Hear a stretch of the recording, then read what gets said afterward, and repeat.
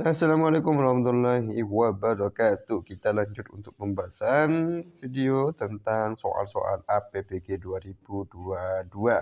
Nah, untuk kali ini kita akan tinjau indikator yang ketiga, yaitu menjunjung tinggi keunggulan bangsa Indonesia dalam mendidik, mengajar, membimbing, mengarahkan, melatih, menilai, dan mengevaluasi peserta didik, yang lebih tepatnya pada sikap patriotisme, yaitu sikap yang rela berkorban untuk bangsa, kemudian sikap yang pantang menyerah dan pemberani.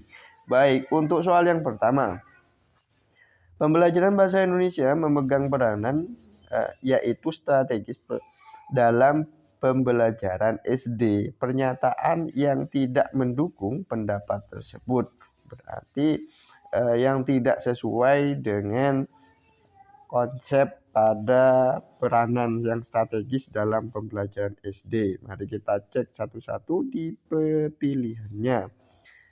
Yang A, pembelajaran bahasa Indonesia sebagai penghela dalam pembelajaran di SD. Penghela itu berarti penari.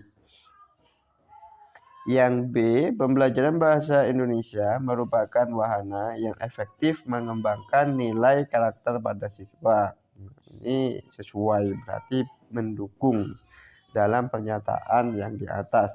Yang C, pembelajaran bahasa Indonesia di SD menekankan pada pemberian pengetahuan tentang bahasa pada siswa. Kemudian yang D, pembelajaran bahasa Indonesia berperan dalam meningkatkan penguasaan siswa terhadap mata pelajaran lain. Ini juga mendukung. Pembelajaran bahasa Indonesia berperan dalam meningkatkan prestasi siswa. Nah, ini juga mendukung. Jadi pembelajaran bahasa Indonesia itu sebagai dasar untuk semua pelajaran yang lain. Sebagai peningkatan prestasi juga sebagai meningkatkan penguasaan terhadap mata pelajaran lain dan menekankan pada pengetahuan tentang bahasa terhadap siswa. Dan sebagai wahana yang efektif mengembangkan nilai karakter juga. Berarti yang tidak mendukung atau yang tidak sesuai dari jawaban-jawaban yang di sini itu adalah yang A.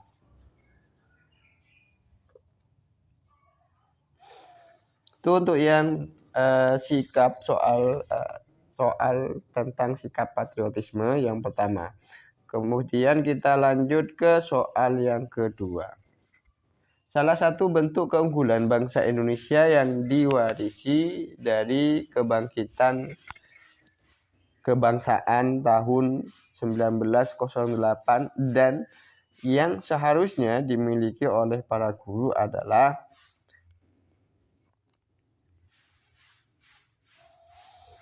bangkitnya daerah-daerah dalam melawan segala bentuk penjajahan. Yang B, mengusahakan kesejahteraan melalui kekuatan ekonomi. Kemudian menjunjung tinggi sikap kejujuran dalam segala aspek kehidupan.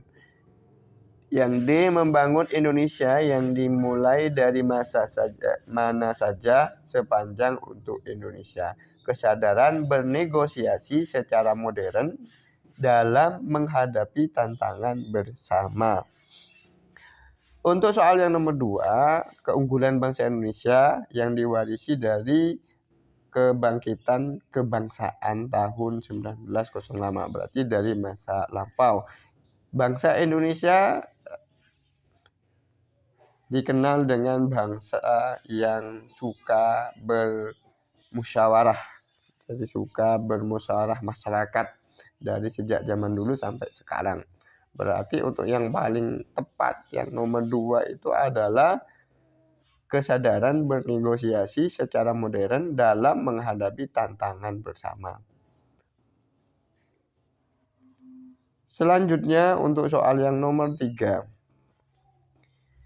Kita bangsa dan mencintai sikap patriotisme dan nasionalisme. Misalnya, ikut serta kegiatan gotong royong di lingkungan, misalnya dalam membangun pos kamling. Nomor 2, saling tolong-menolong ketika ada tetangga atau teman yang terkena musibah. Yang 3, menghargai pendapat orang lain di dalam musyawarah dan tidak memotong pembicaraannya. Sikap-sikap di atas merupakan perwujudan dari yaitu memelihara nilai-nilai yang sudah diturunkan dari masa lampau sampai sekarang, yaitu nilai-nilai luhur. Sehingga untuk jawaban yang nomor 3 itu adalah yang C.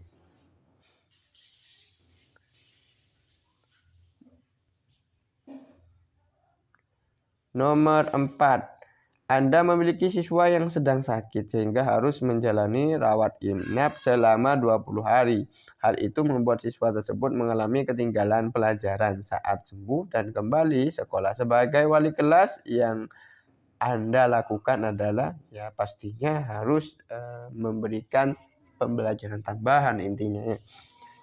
Oke, kita cek ke jawabannya. Yang A, memberikan materi pelajaran dan tugas tambahan untuk mengejar ketinggalannya. Nah, ini yang betul sudah.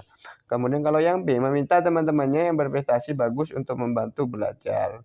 Menyarankan untuk meminjam catatan dan tugas kepada teman-temannya, teman-teman terdekat. Menyarankan untuk belajar kelompok bersama teman-teman berprestasi.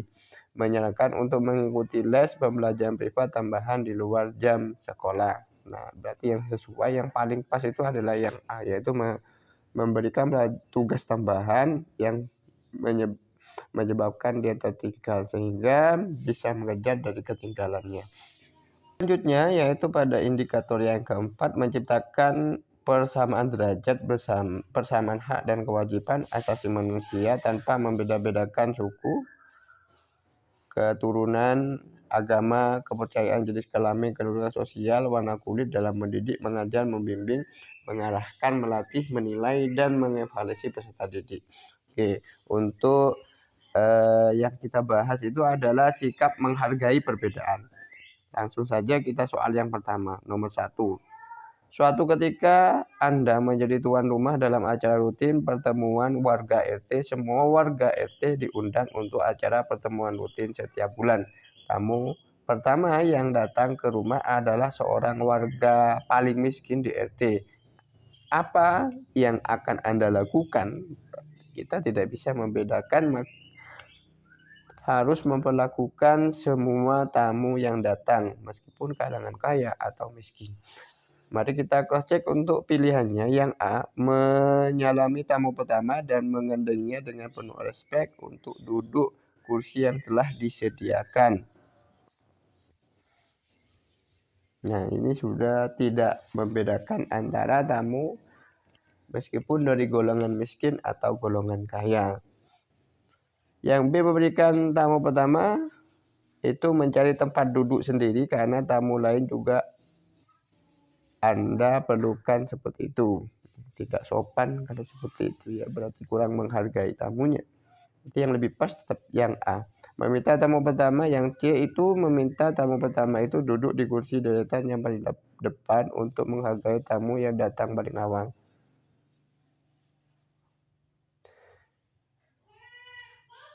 Yang D, sembari menunggu tamu lainnya, Anda menemani tamu tersebut sambil ngobrol tentang hal-hal ringan.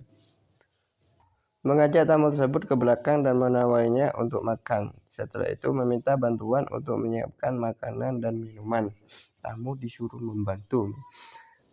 Oke, jadi yang paling pas untuk sikap menghargai perbedaan, untuk di semua kalangan itu adalah jawabannya yang A, yaitu menyalami tamu pertama, menggandengnya dengan penuh respek untuk duduk di kursi yang telah disediakan tanpa membedakan dari aspek manapun, kaya, miskin, atau dari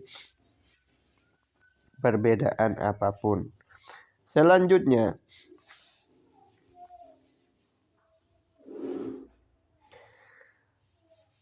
penghormatan guru terhadap persamaan hak dan kewajiban asasi setiap siswa dapat diwujudkan dengan cara mengetahui riwayat hidup tiap siswa yang ikut pembelajaran. Tidak perlu detektif aja.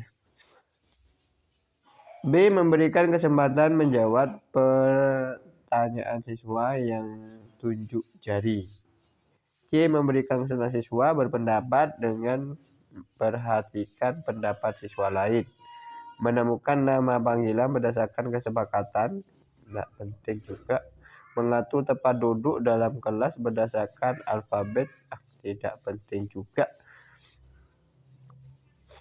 Sesuai dengan hak kewajiban. Yang diminta adalah persamaan hak dalam kewajiban, yaitu adalah memberikan kesempatan terhadap siswa berpendapat dalam dan memperhatikan juga pendapat orang lain, sehingga tidak ada yang